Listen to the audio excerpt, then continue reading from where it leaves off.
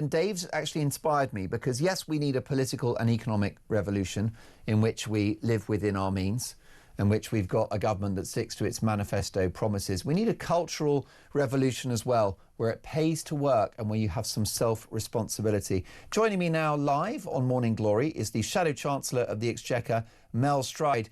Good morning, Mr. Stride. Good morning, Mark. Where to start with this budget? What's ironic, Mr. Stride, is that Rachel Reeves, the Chancellor, actually needs growth in order to deliver her socialist agenda, but she's not going to get it. I can only see on the horizon more unemployment, stubborn inflation, endless borrowing, and per capita, my viewers and listeners, more or less in recession. Yeah, no, you're right. So I would add to your little list there. This is what the OBR told us yesterday in their forecast, is diminished growth compared to back in the spring, and diminished living standards. What economists call real household disposable income will be lower right across the period than even it was back in the spring. And that's because of bad choices. So what she's doing is putting yet more taxes on hard-working people, and has actually, at the behest of her backbenchers, in order to appease the Parliamentary Labour Party, putting up the benefits bill, which are completely the wrong choices if what you want to do is drive growth in the economy.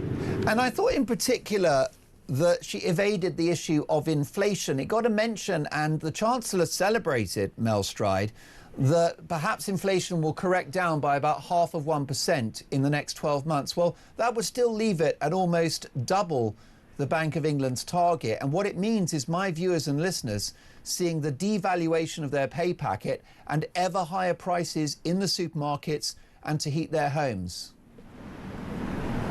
Yeah, I mean, when the Chancellor said inflation coming down, that was actually not a strictly fair thing to say. What she was actually saying is the OBR had scored some of her measures as reducing inflation compared to where it would otherwise have been. But nonetheless, inflation will be higher across that period than it would have been back in the spring. So what she's done is driven up inflation still further. You talk about what's happening there in people's pay packets. Well, of course, particularly when it comes to food inflation, we saw it go up from 4.5% to 4.9% in the last figures.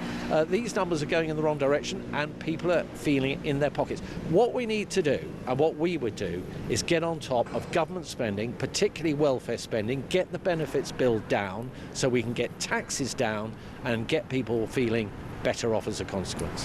And Mr. Stride, do you regret the policy of pursuing net zero, which of course was signed up to by the former Prime Minister Theresa May? Do you regret the ever-expanding welfare state under 14 years of Conservative rule? Do you regret the reaction to COVID, the 3 national lockdowns, given that countries that didn't have lockdowns fared similarly? Do you regret those things, and do you apologise to my viewers and listeners? So look, I think across those things you could have a long debate about whether they were right or partly right or whatever. We have to deal with where we are now, and I think where we are now as a country is that our economy is in a very weak situation. We have to recognise, for example, on climate change, there are costs that come with the kind of carbon taxes and various interventions that the governments have put in. We should be getting rid of those to get people's energy bills down, electricity bills down, and so on. And I think that's where we are now, and that's important. We shouldn't overlook, actually, that we did some great things when we were in office. You look at the improvements around educational standards in our country with Michael Gove's reforms, or Ian Duncan Smith's reforms of welfare, making sure that working always pays compared to being on benefits. And of course we generated millions of jobs at the same time as dealing with the mess that we were left by the last Labour government when it came to a very high deficit. We had to bring that down. So, you know, I think as with all governments, it's always going to be a mixed picture, but we are where we are at the moment, and we have a very clear plan of getting spending down, getting the deficit down, and getting taxes down so we can get people better off. Well, Mr. Stride, full disclosure, I think you've been an outstanding Shadow Chancellor of the Exchequer, rolling out a raft of suggested policies which will drastically improve the daily lives of my viewers and listeners and will help to balance the financial spreadsheet of this country. Fabulous policies and a dynamite performance by your boss, the leader of the opposition, Kemi Badenoch, at the dispatch box yesterday in the Commons. The problem that my viewers will have, and listeners, is that this is all brilliant from the Tories, but it's too little too late. Well, no, look, we're under new leadership. I gave a speech at our party conference in which I set out £47 billion of savings around government, particularly £23 billion worth of savings on the welfare bill. Why didn't we have that in the course of 14 years, Mr. Stride? These are brilliant policies. Why didn't you scrap net zero when you were in office and reduce the size of the state and cut taxes? So, look, I don't think we can just constantly spend all our time prosecuting the past, but I think the past was a very different my viewers won't forget, they're angry. For example, if you look at what happened in the last couple of years of the last Conservative government, we had COVID, which shrank the UK economy by 10% overnight. We had inflation that was imported to our shores through the Ukraine-Russia war, and that had to be dealt with. And we had to intervene in the economy in a very dramatic fashion. We spent hundreds of billions of pounds through furlough, protecting people's jobs and livelihoods, bounce-back loans and so on. And that did have fiscal consequences and consequences for tax. But where we are at the moment is we have an economy where we have a bloated government. It's far too big, particularly around welfare. We have to get those costs down, and we have a clear plan for doing that, and that means we can cut people's taxes and get our economy moving again. Well, it's an attractive policy platform which no doubt my viewers and listeners will reflect on, Mr. Stride. I've got some breaking news for you.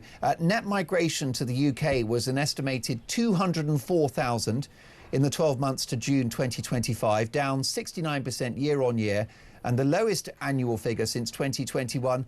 I wonder if a certain Rishi Sunak deserves a bit of credit for that. Yeah, absolutely. James Cleverly and Rishi's government at the time actually made those important changes to the visa qualification requirements, and of course that in turn has led to net migration coming down. So, you know, we talk about the previous Conservative government. We are seeing the fruits of our net migration policy coming through in those figures. But, you know, net migration does need to come down. There's no doubt about that. Briefly, before we let you go, Mr. Stride, before it starts raining on College Green, I don't want to rain on your parade. I'm getting some texts in that you're impressive, and many of my viewers and listeners loved Kemi in the Commons yesterday, calling out the Chancellor's woke identity politics. But what would you say to people listening to this show who love the cut of your jib but just feel like they've given up on the Tories and that Nigel is the answer? Look, Reform have no plan for our economy, and the economy is so important. They went into the last election with about £100 billion worth of tax cuts and giveaways. They had no credible plan as to how they were going to deliver that. When the pressure mounted up, finally Nigel Farage stepped forward and said, oh well, forget all that, we're not going to do that now. We accept, effectively accepting that it was fiscally irresponsible, which basically tells you that had Reform won the last general election, the first thing they'd have done would to have been to renege on all the promises that they made in that manifesto. They have no answers to the economic challenges we face. As I've just discussed, set out a really clear plan around how we get the debt down, which is really important, by bearing down on government spending and get taxes down and favour those people who are out there working hard day in, day out and not spending yet more on benefits. Reform want to scrap the two-child benefit cap, as the Labour Party is going to do, costing hard-working people even more when it comes to paying more taxes. That's not the right prescription for our country. Mel Stride, excellent to meet you for the first time. Look forward to our next on-air encounter. Mel Stride is the Shadow Chancellor of the Exchequer. Your reaction, 034.